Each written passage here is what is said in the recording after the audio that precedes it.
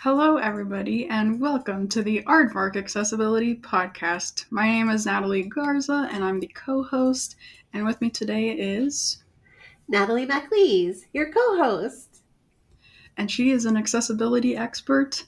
And in today's episode, we're going to go over this long time project that we've been working on, and we're ready to announce and launch and share with everybody. What is it, Natalie? What are we launching today? We are launching WCAG in plain English. So a collection of dozens of articles that we have translated from the official WCAG guidelines into easy to understand language. Yes, because if anyone has ever visited the WCAG website, WCAG articles, what is the problem? Oh, they're so hard to understand. They're very dense. They're very technical. They also have some bad advice in them, funnily enough. I think because some of the techniques have been around for, a decade or more, some of the advice is actually not very good. For example, telling you that you can use a title attribute on an image instead of alt text, which we know doesn't actually work. So we took out the ones that we know don't work. And you did some wonderful illustrations. Do you want to talk about those? Yes, so every single article was handwritten. We read through all the understanding docs. We went through every single technique page.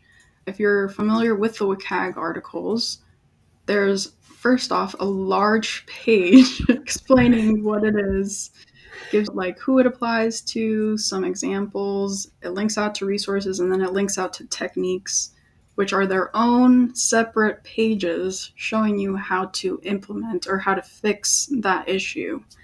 And any given article, like 1.1.1, has like 30 technique pages that you would have to go visit separately, read through, see if it applies to you, and then come back and just keep going back and forth and back and forth. So we went through the trouble of going through all of those for you and translating them to plain language. And on top of that, where it would be helpful, we did illustrations to show you at a glance. You can see, like, oh, that's what the solution would be. Like, oh, like that's what a caption is, or like, oh, that's what it means with contrast.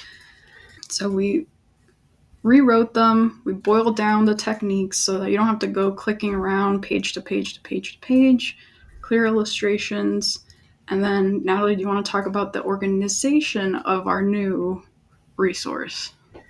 Yeah, so we used all the different ways that WCAG itself organizes them. So you can browse by what level, whether it's AAA, AAA, you can browse by principle or guideline, which are the main ways that WCAG is organized. Also by version. So if you're only interested in WCAG 2.1 or 2.2, for example, you can see just those guidelines. And then we have some additional taxonomies that are not part of WCAG, which is themes, which will help you see things related to gestures or keyboard or wording. And we have responsibility. So who on the team is most likely to be responsible for that one? Is it code? Is it content? Is it design? And then we also have the disabilities that are impacted most by that guideline. Yeah. So it's all neatly organized, all contained in one single place. All the articles are easier to read now. And that's what we're launching. With a very clear, very minimal design that's easy to deal with. It looks a lot nicer than the official WCAG guidelines. That's actually a good point, yes, because if you compare the two, one is like old Yahoo browser from like 2000, and one is clear, clean, very similar to our Aardvark app style and design, which is very minimalistic. Yes, very calm, very soothing. Not 10,000 buttons on one page. Not cognitive overload, exactly. No. So, aside from WCAG also just being way too technical and way too overcomplicated. Another reason why we made it is because we wanted to link from the Aardvark platform to these guides directly. Do you want to talk about that? Yeah, so when you're looking at individual issues in Aardvark, so you've run a scan of Aardvark on your page and it finds an issue, we were previously linking to the official WCAG documentation as here's some more information on this issue. And we know that not everybody who's using our platform is tech savvy, right? They're not a coder and they're not a senior level developer, which is kind of what you need sometimes to understand some of those WCAG articles. So now we're going to link out to these easy articles. So inside of Aardvark itself, we do have a nice short little description that attempts to explain in like one paragraph what the issue is and how to fix it. But now, if you need more information, you're going to link to these really friendly articles that will really explain it in depth and in an easy to understand way, explain to you what you need to do to fix the problem. Yeah, because Aardvark is not just for accessibility testers, it's for the whole team, right? So you could have a designer working inside of Aardvark, and if they don't understand this technical stuff, they're going to be stuck. How do I fix it? Yeah, they're going to be stuck. I've had that experience in the past where I had told a designer, "Oh, the thing you designed, it doesn't meet this guideline. Here's the guideline, here's the link so you can understand it." And the designer went and looked at the page and then came back to me and was like, "Yeah, I read that. I still don't know what it is. What do I need to do?" So our articles should be more helpful. You can send them to the content editor, you can send them to the marketing person, you can send them to the designer, and they'll be able to understand what it's all about and why it's important. Yeah. I really like our articles because there's an explicit section that says, how do I implement this criterion? Yeah. And everyone can just skip to that part and get it over with. I like that they each say why they're important and help you understand why is this something that I need to do, because I think that's a piece that's missing a lot of times for people, that they don't really understand why is this so important anyway. And I think once they understand why it's important, they're more on board with, oh yeah, absolutely, this is something we should do. All right, so how we made these. We've already said we hand wrote every single article, but we've also pulled from the accessibility community and used a lot of their resources and their help that they've published themselves. They've also generously shared with everybody else. Yeah, everybody in the accessibility community is very cooperative, very collaborative, and is always sharing resources. People don't tend to come up with a resource and then kind of keep it to themselves. So we built on a lot of the work that other people did, especially when it came to how do we organize these articles and make it so they're easier to find, right? Because just like I think anybody else, we found the way that WCAG organizes them is not easy to understand or straightforward. So some of the people that we used, and sorry for pronunciation if we get them wrong.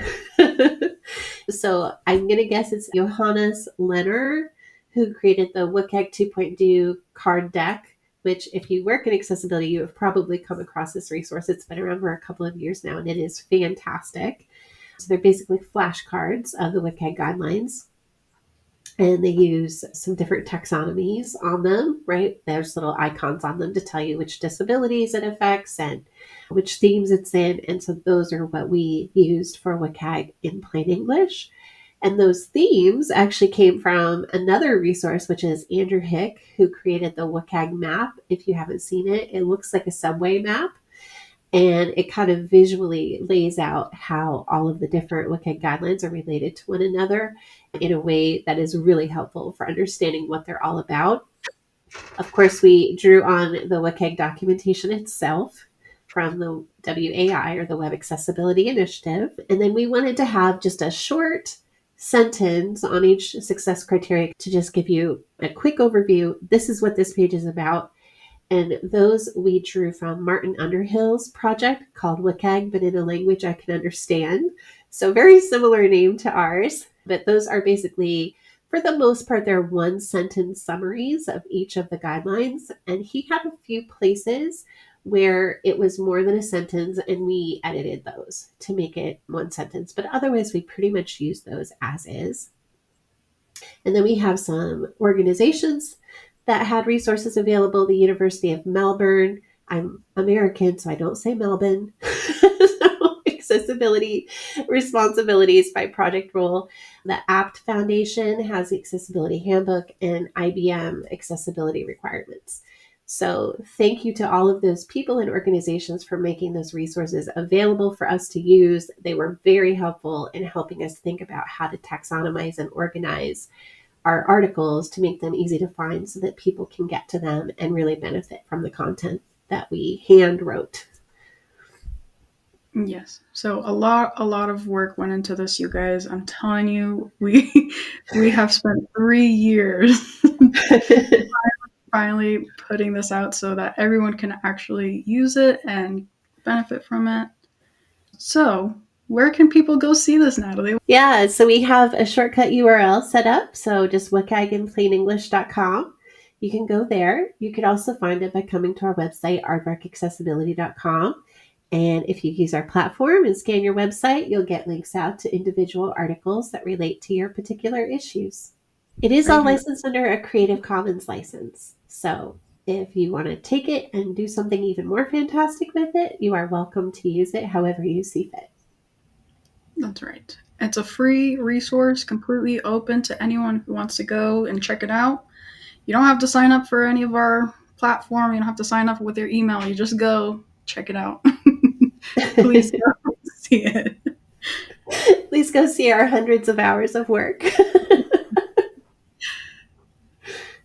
So right now, just as a disclaimer, we have only released level A and level AA articles, and level AAA articles are slowly but surely coming out each week.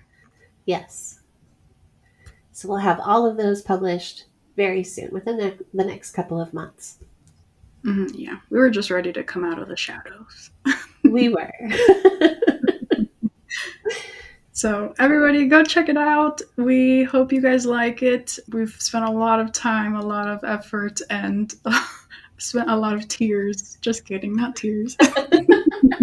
Maybe sweat. Not sweat. But we're really happy. We're ecstatic. We're in a party mood. In a party mood.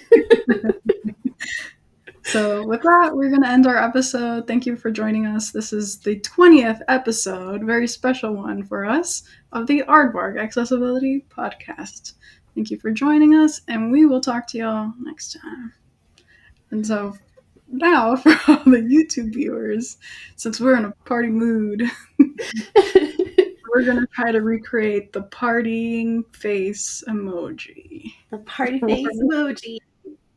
Our thumbnail. So, all right, let's do it. Okay. All right. I can't wait to see the editing. Squinching eyes and puckered lips for the, what is it called? The party streamer. Noisemaker. Noisemaker. All right, ready? Yeah. Yep.